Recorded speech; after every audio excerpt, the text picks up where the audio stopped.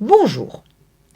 Si le commerce international s'explique aujourd'hui par la baisse des coûts de transport ou encore par l'évolution des différentes institutions, il trouve cependant son fondement dans des théories économiques mises en place dès le XVIIIe siècle par les fondateurs du libéralisme en Angleterre, Adam Smith et David Ricardo.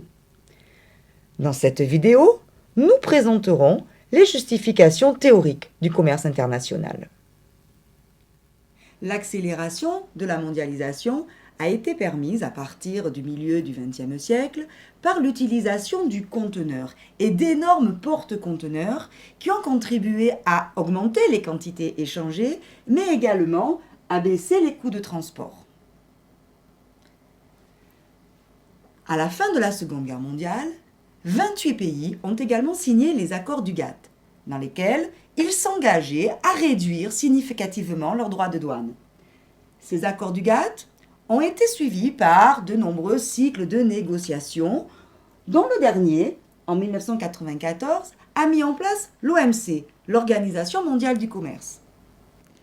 L'OMC devenait alors une véritable institution chargée de surveiller la légalité des échanges internationaux.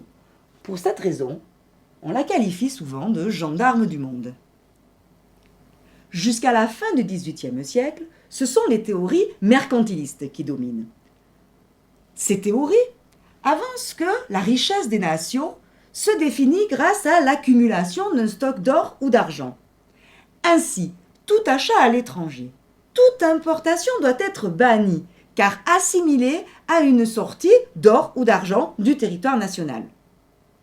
Adam Smith va ainsi renverser cette tendance. Selon lui, un pays doit se spécialiser dans la production dans laquelle il détient un avantage absolu, et donc acheter le reste à l'étranger.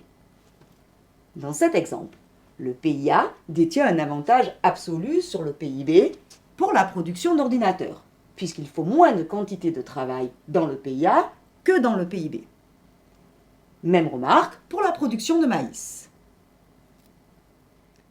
David Ricardo va prolonger l'analyse d'Adam Smith en avançant la théorie des avantages comparatifs. Selon lui, dans notre exemple, il faut 3 fois plus d'hommes pour produire une unité d'ordinateur dans le pays A et simplement 2 fois plus d'hommes dans le pays B pour produire cette même unité d'ordinateur. Le pays B a donc intérêt à se spécialiser dans la production d'ordinateurs. Ce constat lui permet d'énoncer la loi des avantages comparatifs, selon laquelle un pays a intérêt à se spécialiser dans la production dans laquelle il est relativement le meilleur ou encore le moins mauvais. L'échange international sera donc bénéfique à tous. Chaque pays est caractérisé par une certaine dotation factorielle, c'est-à-dire une combinaison du facteur travail et du facteur capital. Au XXe siècle, le modèle HOS reprend cette notion de dotation factorielle pour expliquer la théorie de la spécialisation. Selon ce modèle, chaque pays doit se spécialiser dans la production pour laquelle il utilise le facteur de production dont il dispose en abondance. Un pays qui possède des terres cultivables va tout naturellement se spécialiser dans l'agriculture. De la même manière, un pays qui dispose d'une main-d'œuvre abondante doit se spécialiser dans la production de certains produits manufacturés.